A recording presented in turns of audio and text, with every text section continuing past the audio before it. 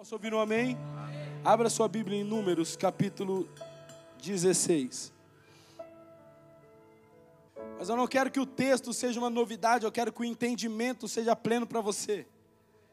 O capítulo de número 16 diz que Corá, os seus filhos, as mulheres, todos os que estavam ao redor foram consumidos pela terra.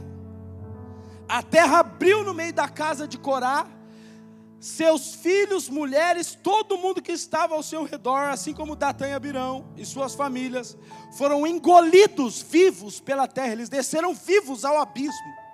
Por quê? Porque Corá, junto com Datã e Abirão, entraram em um conselho contra aquilo que Deus tinha estabelecido. Deus estabeleceu um padrão para que o seu povo fosse conduzido. E Deus disse assim: eu vou levantar alguns homens para serem oficiais no tabernáculo, mas também vou levantar Moisés e Arão, que serão sacerdotes sobre esses homens. Irmãos, Moisés e Arão representavam a Deus para a congregação. Eles representavam a Deus para todo o povo. Tanto que, quando Deus queria falar com o povo, ele se revelava a Moisés. Eu descobri isso, Landro, achei interessante. Quando Deus queria falar com o povo, ele se revelava para Moisés. Por isso que ele não falava com Moisés de qualquer jeito, ele falava: sobe aqui que eu vou falar face a face. Ele não queria falar com Moisés, para Moisés falar com o povo.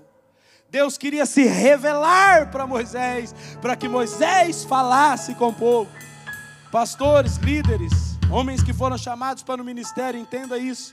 Você não vai ser boca de Deus porque você está ouvindo o que Ele diz. Você vai ser boca de Deus porque você está vendo o que Ele está falando, vendo o que Ele está fazendo, vendo aonde Ele está. A experiência vale mais do que a palavra para um pregador. Escute. Moisés foi o homem que recebeu a lei de Deus. Moisés foi o homem que subiu no monte e recebeu as instruções de como o povo, escute, deveria se comportar. 613 leis, mandamentos, estatutos, ordenanças e juízos. Deus estabeleceu para que o povo pudesse se comportar da maneira que Deus mostrou para Moisés. E aquele povo se levanta, Corá diz assim: não, todo mundo aqui é santo, todo mundo tem Deus. Por que é que você quer se colocar sobre nós? Por que você quer dar ordem para nós? Por que você quer mandar em nós? Moisés só abaixa a cabeça e fala: Ele coloca o rosto em terra e falou: meu Deus do céu, esses caras acabaram de arrumar um problema. Ele só fala assim: então amanhã, pela manhã, vamos aparecer diante de Deus, e Deus vai dizer quem é do Senhor e quem não é. Irmãos, se existe algo, escute, e eu quero falar de boca aberta para você que está me ouvindo aqui ou para você que está me assistindo.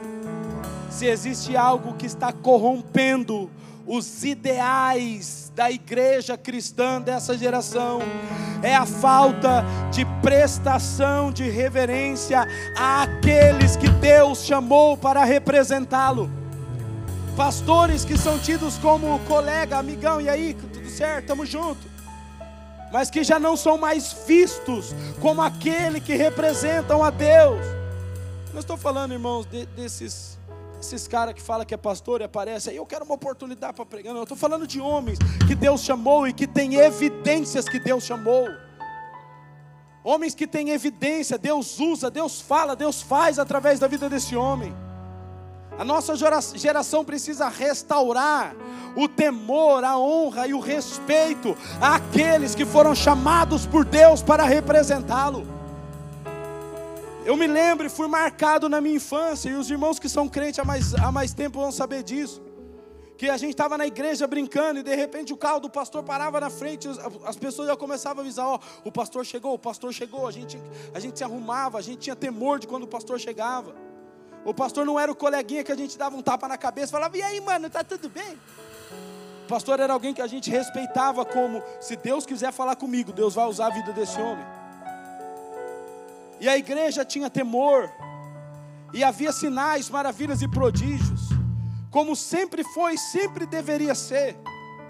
Agora, uma causa crítica da ausência das manifestações de Deus são homens que em seu coração já não conseguem mais temer, honrar e respeitar aqueles que Deus os chamou para representar. Irmãos, e eu não digo isso somente aos homens de Deus, eu estou falando também a todas as autoridades que Deus constituiu sobre a sua vida.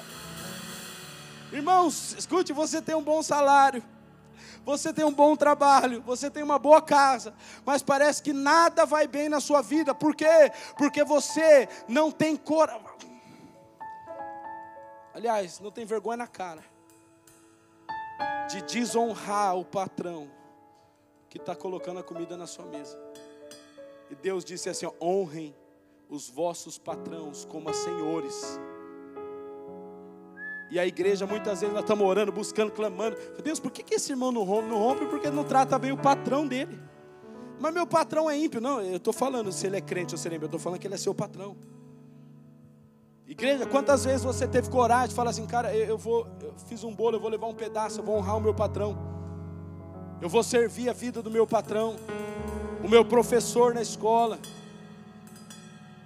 Respeitar aqueles que foram colocados como autoridades, irmão, é um mandamento bíblico. E isso precisa ser dito de púlpito aqui nesses dias. Porque muitas pessoas estão perecendo porque come em casa, paga o aluguel, paga a água, compra roupa, está andando de carro e está xingando o patrão. Está desonrando a autoridade que Deus colocou sobre ele. É porque ele abriu uma empresa que você está comendo, querido. É porque ele teve coragem de desbravar, abrir, pagar imposto que você está comendo. Não importa se ele é ímpio, não importa se ele é pecador. O que importa é que ele é seu patrão. Quem está me entendendo, diga amém. Agora cadê os homens fervorosos? Aleluia.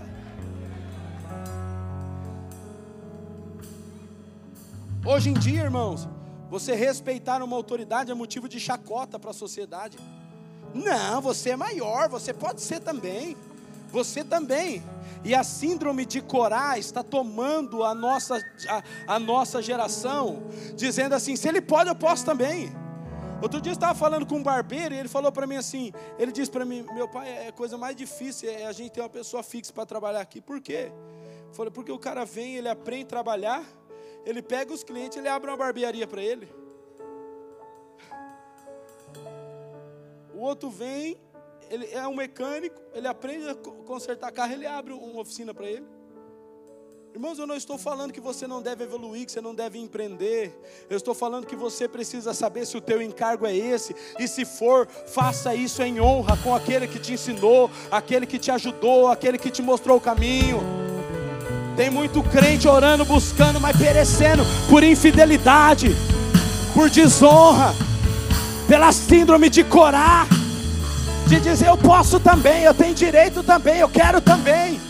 Irmão, se Deus chamou você para servir a mesa, sirva a mesa, mas sirva com alegria. Mas você está, não, mas eu estou servindo a mesa aqui, e o meu patrão está lá, trocando de carro, andando bem. Irmão, mas se a sua parte é essa, Deus vai dar para você, escute, a satisfação, o contentamento, andando com um carro simples, do que ele não vai ter andando com o melhor carro do mundo. Acredite nisso, você tem um carrinho simples, Deus te dá alegria, uma paz, um contentamento, que ele não está tendo com o melhor carro de luxo. Por quê? Porque você entendeu o seu lugar, a sua condição, e está respeitando, honrando o seu patrão. Agora tem gente que fala assim, não, eu não gosto de puxar saco de ninguém. Então tá, irmãos, então continue omitindo o seu posicionamento, continue sendo covarde de se tornar uma referência para o seu colega de trabalho. De falar assim, não, cara, peraí. Ah, mas agora você vai lá varrer a sala do patrão? Puxar saco? Não, cara, estou puxando saco não. Eu só estou honrando aquele lá que teve coragem de abrir essa empresa aqui. E hoje eu estou comendo, meus filhos estão comendo por causa dele. Mas ele está nem aí para você não, só está ganhando dinheiro. Eu não estou perguntando. Eu não estou querendo que ele faça a parte dele, eu estou fazendo a minha. Jovens, escutem o que Deus está falando aqui nessa manhã. Vocês querem ser homens prósperos, mulheres prósperas, adolescentes, jovens, ouçam. Honrem os pais, os patrões, os líderes, os professores. Não importa se é bom, se é ruim, se é fraco, se é forte. Honra! Jovens, honrem! Ei, adolescentes, jovem. Ah, mas meu pai é alcoólatra, minha mãe não vai na igreja. Não tem problema, chega lá e pede a benção para ele. Fala, benção, pai. Honre os seus pais, honre os patrões. Honre os líderes, os professores. Sabe o que vai acontecer com você, adolescente? Quando você chegar lá na sua sala de aula e honrar a sua professora, o seu professor, todo mundo vai rir de você, falar que você é um puxa-saco para tirar nota. Ah, puxando o saco, bajulador, e daí? Você prefere agradar a Deus ou aos homens? E daí, você prefere ter um futuro próspero ou um presente compatível com seus amigos? Nós precisamos entender que a síndrome de Corá está, ouça querido, ela está se infiltrando na identidade dos homens. E os homens já não conseguem mais entender o seu lugar. Cara, se a minha parte é essa, deixa ele ter a parte dele.